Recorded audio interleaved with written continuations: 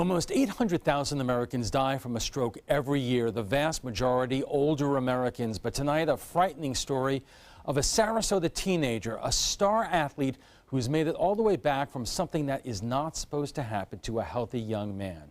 Adam Cellini is here with more. Yeah, Alan, when this stroke happened, not just sports, but this student's ability to drive, read, and function on his own were all in serious jeopardy. Throwing a baseball is a muscle memory players refine from the first time they pick up a ball.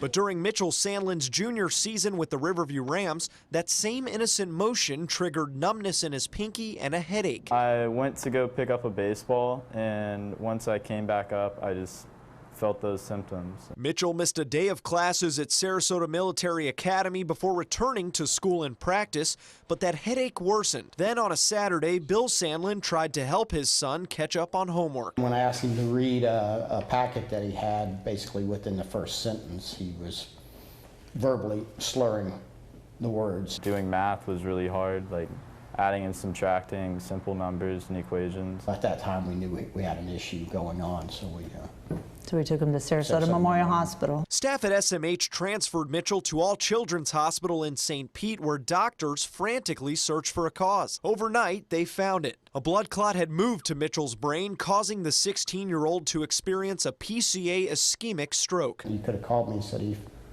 had a heart issue on the baseball field, but last thing was having a stroke.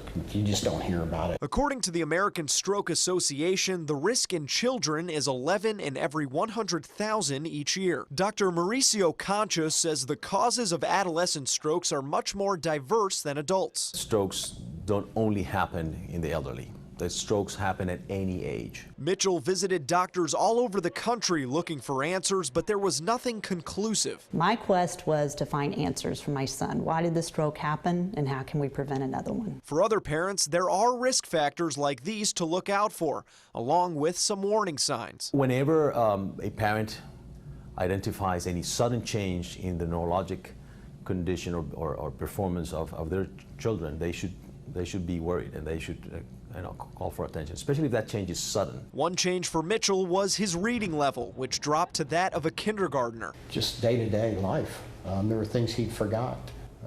Street signs, as he was saying, so driving, so that's, Locations, faces of friends, people that he'd known for years.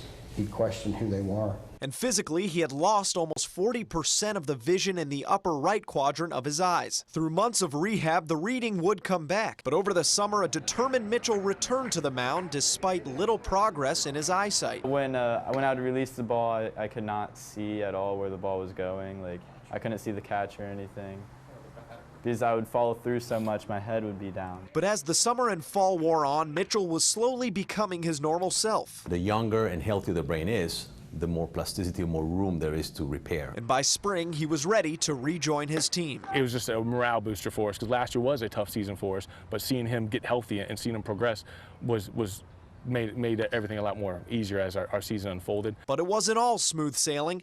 After sudden weight loss, Mitchell was surprised by another diagnosis of type 1 diabetes. Not to mention 2/3 of stroke victims sustain some sort of neurological deficit. It could even be something as innocent as difficulty focusing. I kind of just dumbed things down. I realized that school is more about just studying and completing your homework and managing your time. That hasn't stopped Mitchell from taking up piano and a job since his stroke, all in an effort to get on with his life, because you never know when it might throw you another curveball. In life, things don't get easier, you only get stronger. I just realized, well, if those two things happen to me, like, what's stopping me from playing baseball?